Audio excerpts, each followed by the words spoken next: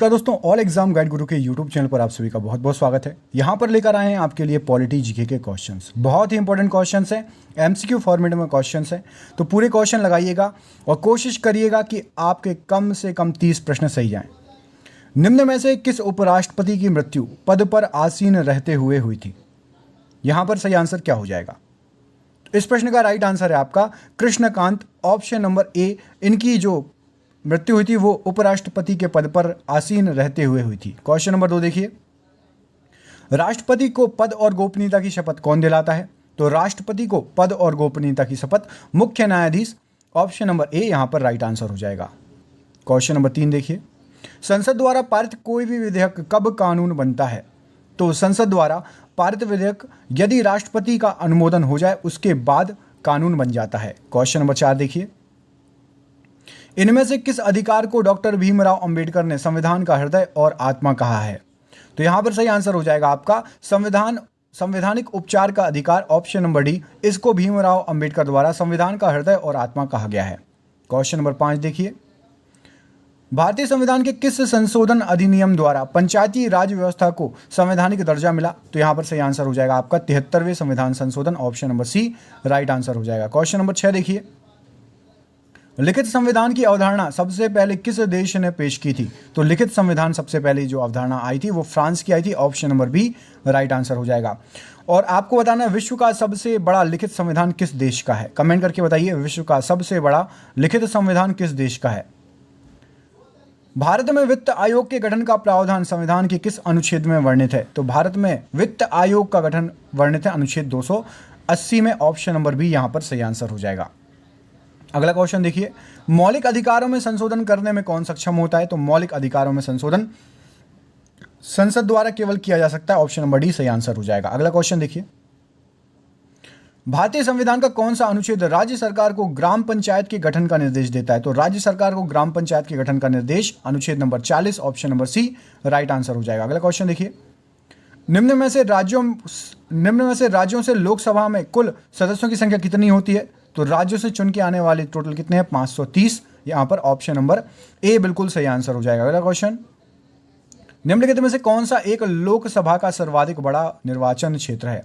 तो लोकसभा का सर्वाधिक बड़ा निर्वाचन क्षेत्र लद्दाख, ऑप्शन नंबर बी बिल्कुल सही आंसर हो जाएगा। क्वेश्चन नंबर अगला देखिए, भारतीय संविधान में मौलिक अधिकार को किस देश के संविधान से लिया गया है? तो मौलिक अधिकारों को लिया गया है अमेरिका से, ऑप्शन नंबर सी इस प्रश्न के लिए राइट आंसर हो जाएगा। अगला क्वेश्चन देखिए, भारत का प्रधानमंत्री बनने के लिए न्यूनतम आयु क्या होगी यदि वह राज्यसभा का सदस्य हो? तो यहां पर सही आंसर हो जाएगा आपका 30 वर्ष होना चाहिए यदि राज्यसभा का सदस्य हो। आप कमेंट करके बताइए, यदि आप लोकसभा के सदस्य हैं और आपको प्रधानमंत्री बनना है तो न्यूनतम आयु कितनी होनी चाहिए? राष्ट्रपति पर महाभियोग किस आधार पर चलाया जा सकता है? तो केवल एक ही तरीका है, यदि संविधान के अतिक्रमण करने पर, ऑप्शन नंबर बी। इस कारण से केवल राष्ट्रपति पर महाभियोग चलाया जा सकता है। अगला क्वेश्चन देखिए, भारतीय राष्ट्रपति के द्वारा लोकसभा में आंग्ल भारतीय समुदाय के कितने सदस्यों को नामित या मनोनीत किया जाता है? तो यहां पर राइट आंसर हो जाएगा आपका 2 सदस्यों को नामित या मनोनीत किया जाता है, सही आंसर है। अगला क्वेश्चन देखिए, निम्न में से राज्यपाल अपना त्यागपत्र किसे सौंपता है? तो राज्यपाल अपना त्यागपत्र राष्ट्रपति को सौंपेगा, ऑप्शन नंबर सी सही आंसर हो जाएगा। और यदि राष्ट्रपति को अपना त्यागपत्र सौंपना है तो किसे सौंपेगा? कमेंट करके बताइए। कोई विधेयक धन विधेयक है अथवा नहीं, इसका निर्णय राज्य में कौन करता है? तो इसका निर्णय राज्य में करता है सभी विधान अध्यक्ष, ऑप्शन नंबर सी सही आंसर हो जाएगा। अगला क्वेश्चन देखिए, किसी विधान परिषद की सदस्य संख्या उस राज्य की विधानसभा सदस्यों की संख्या के कितने प्रतिशत से अधिक नहीं हो सकती? तो यहां पर सही आंसर हो जाएगा 1/3% से अधिक नहीं हो सकती है। विधान परिषद की बात हो रही है। और यही यदि आप राज्यसभा में चले जाओगे तो राज्यसभा में सदस्यों की संख्या का जो रहता है क्या प्रतिशत रहता है बताइए? निम्नलिखित में से राष्ट्रपति द्वारा राज्यसभा के सदस्यों के नामांकन का नियम किस देश के संविधान से लिया गया है? तो यहां पर सही आंसर है आयरलैंड के संविधान से लिया गया, ऑप्शन नंबर बी सही आंसर हो जाएगा। अगला क्वेश्चन देखिए, निम्नलिखित में से योजना आयोग का प्रतिस्थापना किस से हुआ है? तो योजना आयोग अब बन चुका है नीति आयोग। आपको कमेंट करके बताना है कि योजना आयोग का गठन मतलब नीति आयोग का गठन कब हुआ? योजना आयोग को नीति आयोग में किस वर्ष, सिर्फ सन बता दीजिए, देखते हैं किस किस को पता है। निम्नलिखित में से भाषा के आधार पर गठित पहला राज्य कौन सा था? तो भाषा के आधार पर आंध्र प्रदेश की जो है गठन हुआ था। ऑप्शन नंबर सी सही आंसर है। अगला क्वेश्चन देखिए, निम्नलिखित में से कौन किसी राज्य का क्षेत्र घटा या बढ़ा सकता है? तो केवल और केवल संसद किसी भी राज्य का क्षेत्र घटा या बढ़ा सकती है। अगला क्वेश्चन देखिए, निम्नलिखित में से संघीय न्यायपालिका का उल्लेख किस भाग में है? तो संघीय न्यायपालिका उल्लेख भाग 5 में है। ऑप्शन नंबर बी या सी जो भी है सही है। अगला क्वेश्चन देखिए, संविधान सभा के संवैधानिक सलाहकार कौन थे? तो संविधान सभा के संवैधानिक सलाहकार B N Rao. Option number B सही आंसर हो जाएगा। अगला क्वेश्चन देखिए, भारत के विभाजन के बाद संविधान सभा में सदस्यों की संख्या कितनी थी? तो भारत के जस्ट विभाजन के बाद 299। ऑप्शन नंबर बी बिल्कुल सही आंसर हो जाएगा। अगला क्वेश्चन देखिए, यदि राष्ट्रपति और उपराष्ट्रपति दोनों देश से बाहर हों तो उस स्थिति में कार्यभार कौन ग्रहण कर लेगा? तो सही आंसर हो जाएगा सुप्रीम कोर्ट का मुख्य न्यायाधीश, जिसको आप चीफ जस्टिस ऑफ इंडिया बोलते हो या फिर सीजेआई भी बोलते हो। अगला क्वेश्चन, निम्नलिखित में से लोक लेखा समिति के कितने सदस्य हैं? बताइए। तो लोक लेखा समिति के लिए यहां पर सही आंसर हो जाएगा सदस्यों की संख्या 22। Option number B right answer हो जाएगा। अगला क्वेश्चन, किसी विधानसभा में कोई धन विधेयक किसकी अनुमति के बिना नहीं प्रस्तुत हो किया जा सकता है? तो यहां पर सही आंसर है राज्यपाल। ऑप्शन नंबर सी विधानसभा में। अगला क्वेश्चन देख लेते हैं, ये आपकी स्क्रीन पर, निम्न में से मौलिक अधिकारों में संशोधन करने में कौन सक्षम है? तो मौलिक अधिकारों का संशोधन संसद के ऊपर रहता है। ऑप्शन नंबर बी, और कोई नहीं कर सकता। अगला क्वेश्चन देखिए, संविधान के प्रथम अनुच्छेद के अनुसार भारत क्या है? तो भारत है राज्यों का संघ। Option number C right answer हो जाएगा। कई बार एग्जाम में आया हुआ क्वेश्चन है ये। अविश्वास प्रस्ताव किस सदन में लाया जाता है? तो अविश्वास प्रस्ताव लोकसभा। ऑप्शन नंबर बी में लाया जा सकता है। अगला क्वेश्चन देखिए, निम्नलिखित में से कैबिनेट समिति का क्या अर्थ है? तो कैबिनेट समिति का अर्थ है आपका एक अतिरिक्त संवैधानिक संस्था है ये। Option number A right answer. Option number यहां पर बी राइट आंसर हो जाएगा। अगला क्वेश्चन देखिए, निम्नलिखित में से कौन भारत के संविधान की कोई विशेषता नहीं है? तो यहां पर सही आंसर हो जाएगा दोहरी नागरिकता नहीं है। यदि आप हो तो भारत के नागरिक, नहीं तो किसी और देश के नागरिक। ऐसा नहीं है कि आपने भारत का भी नागरिकता ले ली, पाकिस्तान की भी ले ली, कनाडा की भी ले ली, सब जगह जहां मन करे वहां के नागरिक बनते जा रहे हो। राज्य लोक सेवा आयोग के सदस्यों को निकालने के लिए कौन जिम्मेदार है?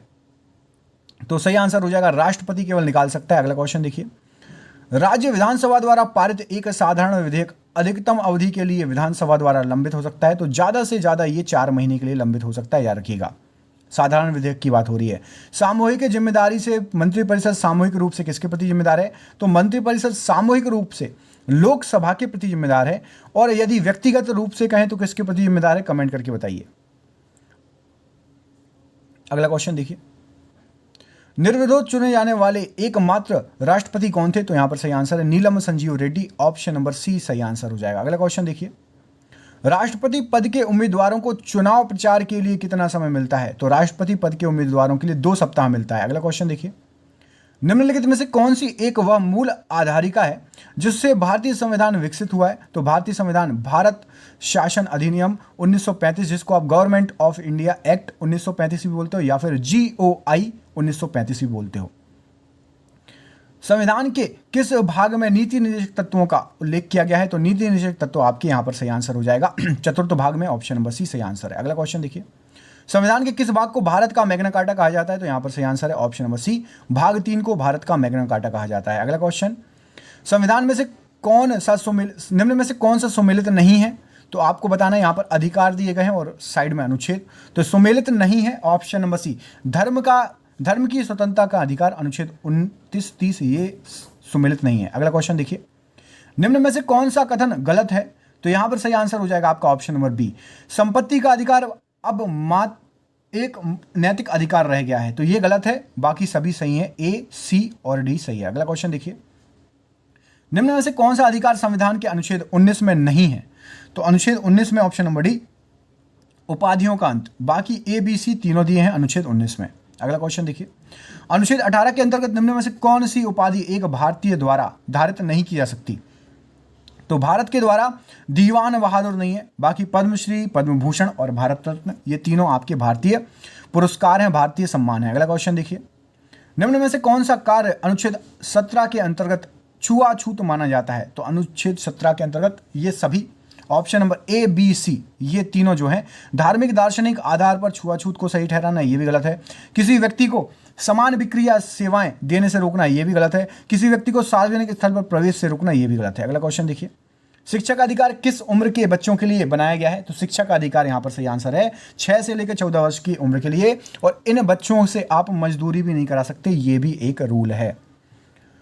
निम्न में से कौन सा कथन असत्य है? तो यहां पर सही आंसर हो जाएगा ऑप्शन नंबर बी, शिक्षा का अधिकार अधिनियम को 2008 में संसद ने पास किया था, ये गलत है। बाकी तीनों यहां पर सही हैं। अनुच्छेद 21 में शिक्षा का अधिकार है, 6 से 14 वर्ष के बच्चों को मुक्त शिक्षा दी जाती है, और शिक्षा का अधिकार अधिनियम 86 वे संविधान संशोधन में पास कराया गया था। अगला क्वेश्चन देखिए, निम्न में से कौन से मूल अधिकार राष्ट्रीय आपातकाल के दौरान स्वतः समाप्त नहीं होते हैं? तो यहां पर सही है ऑप्शन नंबर सी, अनुच्छेद 20 और इच्छित राष्ट्रीय आपातकाल भी लग जाए तो ये समाप्त नहीं होते हैं। अगला क्वेश्चन देखिए, आज का आखिरी क्वेश्चन, अनुच्छेद 25 का संबंध किससे है? तो अनुच्छेद 25 का संबंध धर्म की वृद्धि के लिए प्रयास की स्वतंत्रता, ऑप्शन नंबर ए, अनुच्छेद 25 से संबंधित है। ये हो गए आपके टोटल 50 क्वेश्चन। आपके कितने क्वेश्चन सही है कमेंट करके बताइए। वीडियो अच्छा लगा हो तो दोस्तों को शेयर कीजिए, और मिलते हैं हम आपसे अगले वीडियो में। तब तक के लिए अपना ख्याल रखिए। आप सभी का बहुत बहुत धन्यवाद दोस्तों, आपका दिन शुभ हो।